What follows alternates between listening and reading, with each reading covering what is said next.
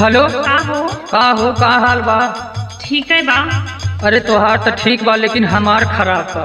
का भाई? सुना हम बतावत है। हाँ बतावा। शादिया के साथ साथ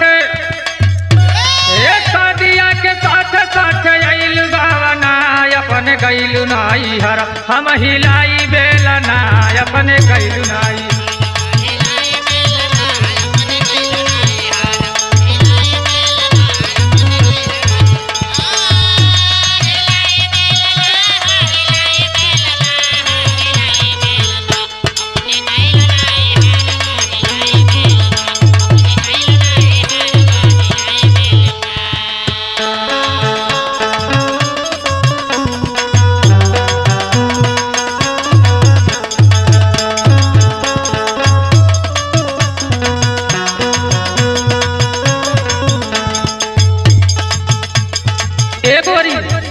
बोला। सुना, जब से तू चली गऊ हाँ तब से घर हमें खाई दल। अच्छा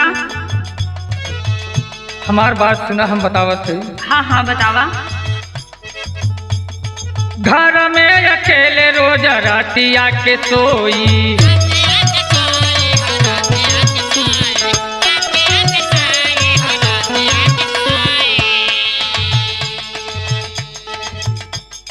भूमि का रवाटिया तो है हम टोई।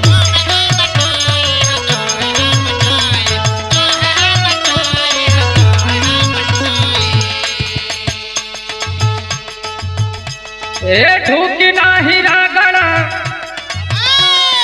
ठूकी नाही रागड़ा बिछावा बिछना अपन गइलु नाई हर हम हिलाई बेलना अपन गइलु नाई हर।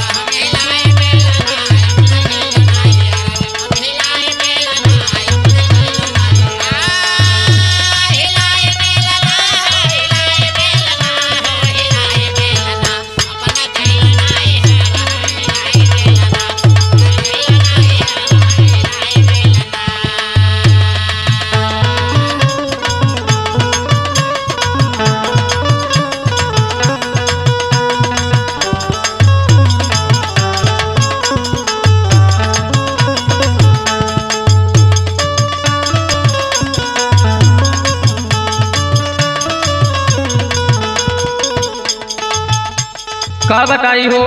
का भाई? अरे जब से तू चली गई हमार दिनों बीतवा पाठ बा। अच्छा सुना, हम कैसे बिताईला। कैसे बितावेला हो? दिनवा तैयारा दोस्ताना में बिताई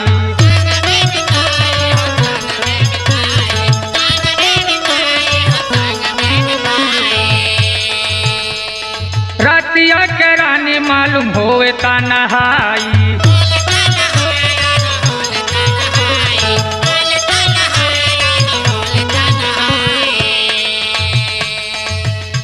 जिस दिन से छोड़ा दिहलु छापाया पना जिस दिन से छोड़ा दिहलु छापाया पना अपने गइलु नाई हरवा हम हिलाई बेलना।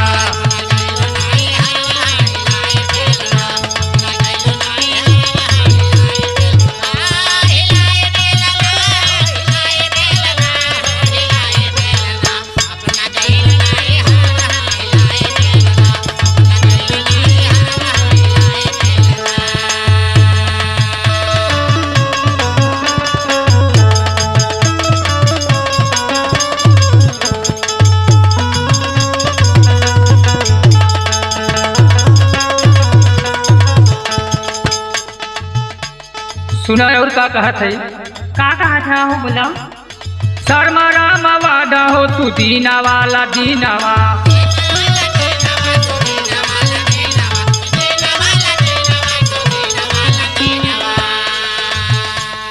बिना तोहरे रानिया लगे न मोरा मानवा।